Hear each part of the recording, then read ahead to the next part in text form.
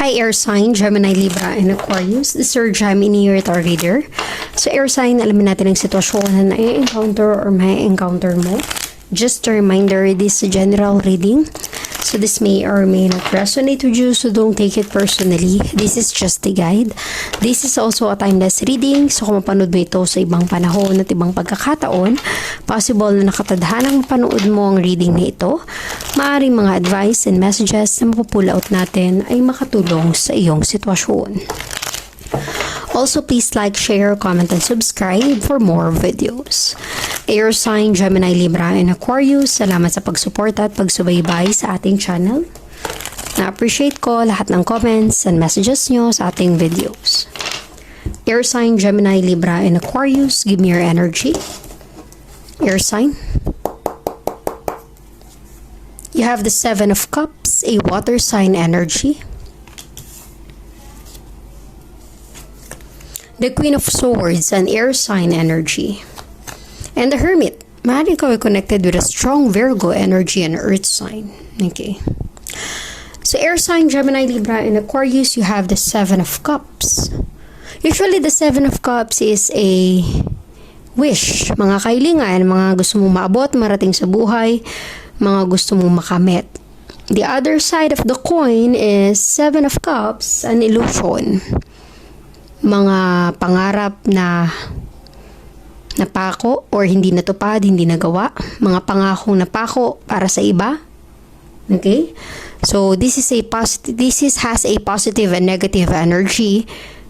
Depende na sa reading mo. So, let us clarify later on kung ano ang Seven of Cups in your reading, your sign. You have here the Queen of Swords. The Queen of Swords is a sign of trying to ignore. Tinatry mong alisin sa buhay mo yung negative energy. So, posible, air sign, Gemini, Libra, and Aquarius, you are blocking other people's energy na hindi na makakabuti para sa iyo. Like, mga taong manloloko, nang betray, manggagancho, ng scam, or maaaring mga marites na minamarites ka or kung ano-anong pinagsasabi nila about sa'yo. Okay? So, this is some kind of energy na ayaw mo nang magkaroon pa ng interaction or connection sa ganong tao. Kasi para sa'yo, nasasayang lang yung panahon at oras mo sa kanila. So, maaaring marami kang binlock or inignore. Let us clarify later on. Pero ito yung energy or ito ay isa sa mga sinyales na mas nagiging wise ka na sa pagpili ng mga taong makakasalamuha mo sa buhay. And you have the Hermit, taking your time na makapag-isip-isip. Usually, the Hermit is mas gusto mong mapag-isa. Kasi dito, mas marami kang nagagawang makabuluhan sa buhay mo, air sign. Hindi nasasayang yung oras mo sa kung ano-ano lang mga bagay. Okay? At mas nakikita mo yung bigger picture ng buhay mo. So, let us clarify your energy. Give me the Queen of Swords for air sign, Gemini, Libra, and Aquarius. Give me the Queen of Swords for air sign, Gemini, Libra, and Aquarius.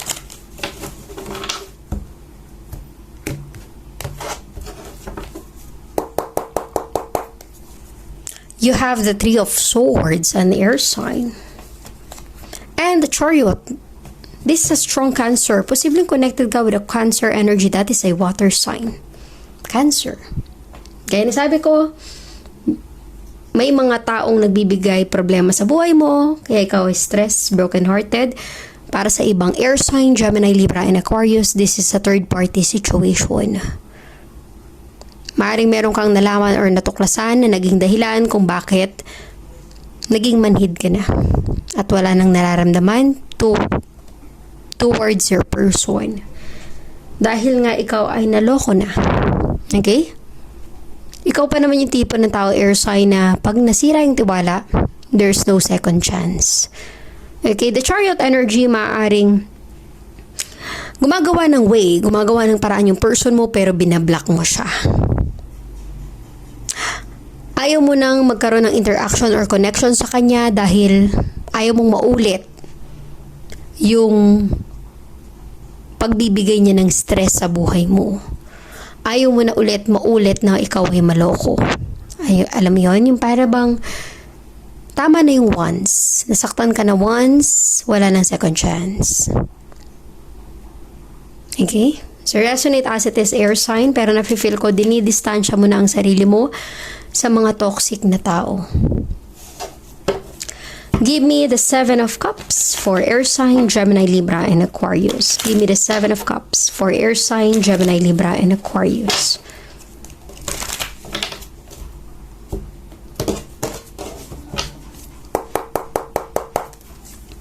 You have the 2 of Swords, an air sign energy, and the Fool. Tingin ko air sign noon, dahil importante sa iyo yung taong ito, napapaniwala ka niya agad. Maaaring marami na siyang kasalanan sa iyo. Minsan nakakapagbitaw siya ng salita, nagdadalawang isip ka pa kung paniniwalaan mo siya or hindi, nakukonfuse ka pa.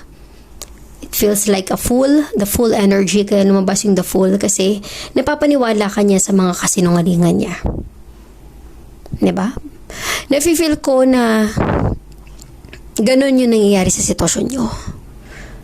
You have the full energy kasi naniniwala ka pa rin kahit ramdam mo na may mali. Nafe-feel mo sa intuition mo, air sign, Gemini, Libra, and Aquarius. Malakas ang kutob nyo. Malakas yung intuition nyo. Kaya nga you have the 2 of Swords eh. Diba? Maniniwala ka ba or hindi? Nandun ka sa dilema na ito kasi nga may kutob ka na. Kung pinakinggan mo yung the moon energy, yung intuition mo, yung gut feeling mo, mabubuking or mahuhuli mo siya agad na manloloko pala yung taong ito kung ano man ang connection or relationship mo sa kanya. But you have the full energy, nagtiwala ka. Kasi nga, maaaring importante siya sa'yo or sobrang mahal mo yung taong ito. Pero ito yung nagbigay sa iyo ng daan para mamulat sa katotohanan, air sign. Tingin ko ikaw ay nadapa sa katotohanan.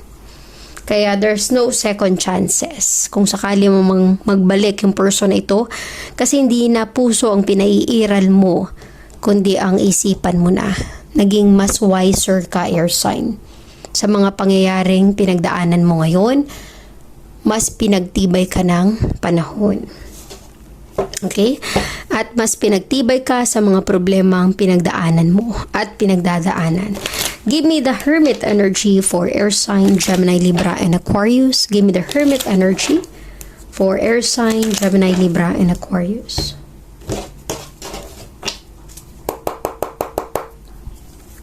You have the Temperance.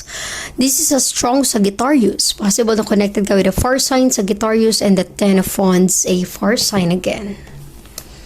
Okay? So, air sign, Gemini, Libra, and Aquarius. Maaaring ang iba sa inyo, gaya ng sabi ko kanina, the Hermit energy gusto mo nang mapag-isa. Patiently waiting na someday, you have the Temperance, patiently waiting, someday may darating din para sa'yo. Someday magiging masaya ka rin, pero aantayin mo yung tamang panahon at tamang pagkakataon na maibigay ito sa'yo. In the near future, huwag kang magmadali. Huwag kang ma-disappoint kasi sobrang tagal. Kasi you have the 10 of Wands. Nahihirapan ka na on your own. Minsan gusto mo na makakasama sa buhay. May mga times or moment na gusto mo maghanap, pero napipigilan pa. Okay? Ang sinasabi ng reading na ito, air sign, Gemini, Libra, and Aquarius, hindi naman sobrang lungkot na ikaw ay nag-iisa sa buhay eh. Antayin mo lang yung tamang panahon na tamang pagkakataon na there is someone na darating din sa perfect timing. Lahat ng mga nangyari sa buhay natin, may purpose yan, may dahilan. Sa ngayon, kung ikaw ay nag-iisa sa buhay mo, i-enjoy mo kung ano yung oras na meron ka. I-enjoy mo sa sarili mo. I-enjoy mo na i-improve yung sarili mo. Gumawa ka ng hobby. Mag-create ka ng something na ika-enjoy mo or magbibigay ng happiness sa buhay mo, air sign. Business. Marami kang pwedeng mapagkaabalahan habang nag-aantay ka sa destiny mo, sa nakalaan para sa iyo, air sign, Gemini, Libra, and Aquarius. Huwag mong isipin yung hirap or stress na dinadanas mo dahil mag-isa ka. Huwag ka dun mag-focus, air sign. Mag-focus ka, di ba kung nakikita mo yung The Hermit, mag-focus ka sa mga bagay na pwede mo pang ma-encounter or ma-experience na mag-isa kaya at the same time, magiging masaya ka. Okay? So, resonate as it is, air sign, Gemini, Libra, and Aquarius. Kaysa naman, meron kang kasama sa buhay, pero nagbibigay lang ito ng stress sa'yo. Okay, let us get more energy clarification for air sign, Gemini, Libra, and Aquarius.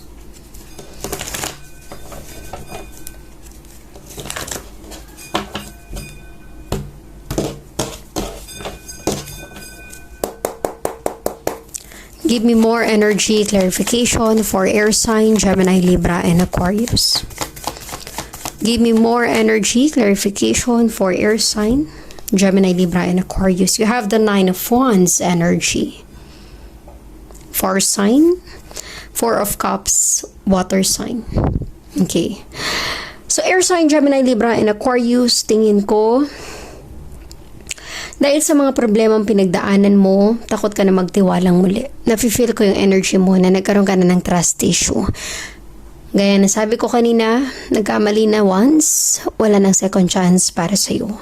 Posibleng na umihingi ng apology or nagmingi ng sorry yung taong ito pero closed door na para sa'yo, air sign. Okay? Kasi ayaw mo nang maulit yung mga pagkakamaling nagawa niya. Posible rin air sign na may mga dumarating sa buhay mo pero ayaw mo rin namang i-entertain mga new connection or bagong connection. Okay? Kasi nadala ka na, kumbaga. Kung makikita mo yung energy ng Nine of Wands, para bang mas okay ka na, guarded ka. Alam mo yun? Mas safe ka kasi hindi ka masasaktan. Something like that. Parang nagbago yung perspective mo or pananaw mo sa buhay. Dahil sa pinagdaanan mong problema. Give me more energy. Clarification for air sign, Gemini, Libra, and Aquarius.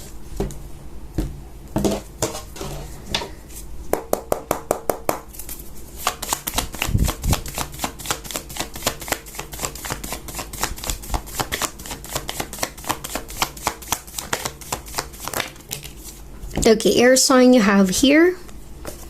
Queen of Pentacles, an earth sign. Two of Wands, a fire sign. Nine of Pentacles, an earth sign. And the Nine of Cups. Wow. Kung makikita mo yung energy na ito, air sign, Gemini, Libra, and Aquarius. Queen of Pentacles and the Two of Wands, marami kang plano sa buhay. Ang iba sa yung mga gusto mo magtrabaho sa ibang lugar or sa ibang bansa. Or posible ang iba sa inyo gusto mag-travel. Meron kang kakayahan na mag-travel. With the Queen of Pentacles, marami ka ng ipon or savings na kung saan pwede mo magawa yung mga gusto mo or nais mo sa buhay. Marami kang mga pinag-aaralan sa ngayon, business, career, trabaho, or posibleng meron kang new hobby, okay, na pinagkakaabalahan, na kung saan air sign nagbibigay ito sa'yo ng happiness. Nagbibigay sa'yo ng fulfillment. Nakakatulong rin para ikaw ay makamove on or makaget over. Nakafocus ka ngayon sa mga bagay na i-improve ng sarili mo, air sign. That's why you have the Nine of Cups and Nine of Pentacles. This is a sign of fulfillment, happiness. Kahit na sabihin nating wala na siya sa buhay mo, masaya ka. Kahit sabihin nating mag-isa ka, nandun naman yung contentment, air sign, Gemini, Libra, and Aquarius.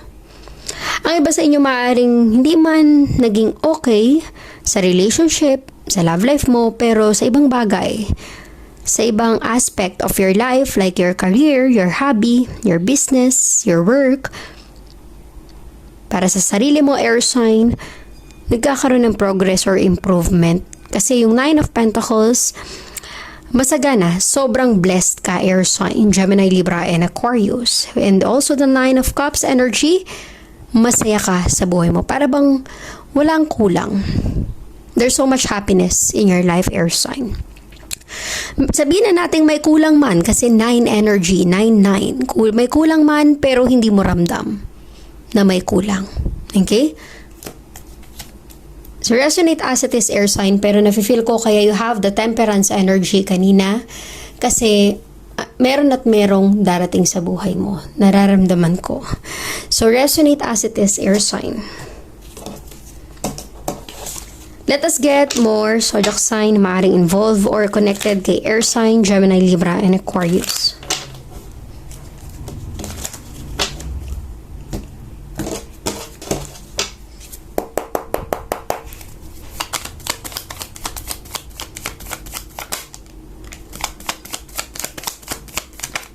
Okay, air sign you have here.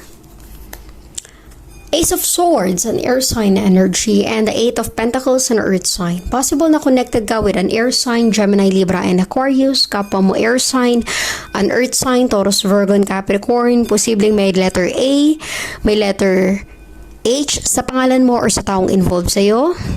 So, air sign na feel ko ang iba sa inyo. Maraming pinagkakaabalahan with the Eight of Pentacles. Busy ka sa work, sa trabaho, sa career, sa hobby mo. Pero may magme-message with the Ace of Swords. Maaring merong magchat-chat, magme-message, wants to communicate with you. Yun nga lang, sobrang busy mo, parang hindi mo siya masyadong i-entertain. Kung kanino man manggagaling yung message or information na to, para bang hindi ito yung magiging focus ng attention mo dahil marami kang pinagkakaabalahan air sign, Gemini, Libra, and Aquarius. Okay? So, kung ano man yung message na yan, maaring hindi ka ganun ka-interested kasi busy ka sa ibang bagay. Hindi ito yung priority mo. Give me more energy, clarification, zodiac sign maaring involved or connected kay air sign, Gemini, Libra, and Aquarius.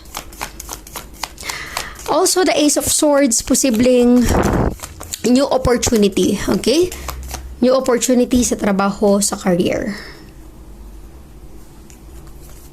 You have here air sign, Seven of Cups. Pangalawang beses nang lumabas yung Seven of Cups in your energy, and the Eight of Swords, an air sign. Posibleng ikaw ay connected with an air sign, Gemini, Libra, and Aquarius, a water sign, Cancer, Scorpio, and Pisces. Possible na may letter G, may letter H sa pangalan mo or sa taong involved sa'yo. So, air sign, Gemini, Libra, and Aquarius, nafe-feel ko dito, para bang ito yung naging challenge sa buhay mo. Yung magtiwala. Kahit kanino. Kasi meron nang nanloko, nang betray, nang cheat, or sumira ng tiwala mo, air sign ngayon, takot ka na magtiwala with a Eight of Swords. Maaring nakaka-encounter ka ng sitwasyon na kung saan you have to trust. Maaring sa work, sa career, sabi mo pero natatakot kang i-invest yung trust mo dahil takot ka na rin ma-disappoint. I'm really getting that kind of energy with the Seven of Cups and the Eight of Swords. Para bang ayaw mong pataasin ang level ng trust mo sa tao dahil ayaw mong lumagapak sa disappointment. Okay? So, give me more energy. Zodiac sign maaring involved or connected kay air sign, Gemini, Libra, and Aquarius.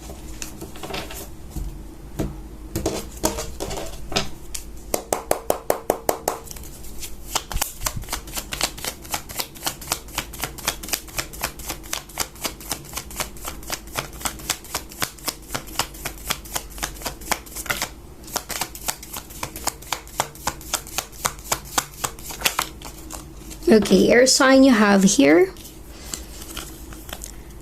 Six of Cups, a water sign energy, and the Five of Wands, a fire sign. Maaari ikaw ay connected with a water sign, Cancer, Scorpio, and Pisces, a fire sign, Aries, Leo, Sagittarius. Possible na may letter E sa pangalan mo or sa taong involved sa'yo. Posible ring may letter F. Okay, so this energy tells me there's someone from your past wants to connect. Okay, someone from your past. Maaring your past person, your ex, or childhood friend. Okay, maaring co-worker before. or classmate or schoolmate resonate as it is water sign. I mean air sign, Gemini, Libra, and Aquarius. Pero nafe-feel ko sa energy na ito, mayroong gustong magbalik pero may mga hadlang. May humahadlang with a conflict energy, 5 of Wands. Okay? So kung ano man ang connection na yan, resonate as it is. Let us see. Angel guide, give me some message, guidance, and advice for air sign, Gemini, Libra, and Aquarius.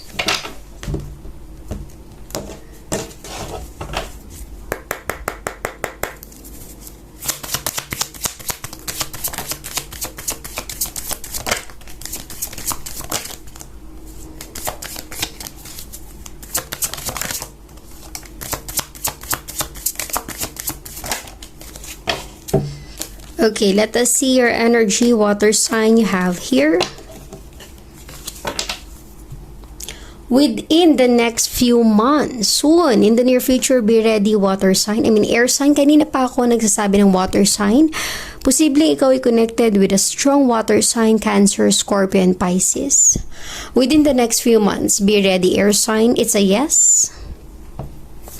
Helpful people. Maaring kung kailangan mo ng guidance or advice, may mga taong willing tumulong. You have a romance. Soon in the near future, na-feel ko air sign, Gemini, Libra, and Aquarius. There's a romantic energy. Yes. Okay? I'm really getting that kind of vibe in your reading. Gaya nga nasabi ko, may paparating. Be assertive, be confident, water sign. Huwag panghinaan ng loob, magkaroon ng kumpiyansa sa sarili. A year from now, soon in the near future, be ready. Your situation will improve. Okay? And communicate clearly. There will be definitely a communication. And I'm really getting here a romantic energy between you and this person. Soon in the near future, water sign. I mean, air sign, okay? Resonate as it is, air sign, Gemini, Libra, and Aquarius. Please like, share, comment, and subscribe for more videos. Thank you, air sign.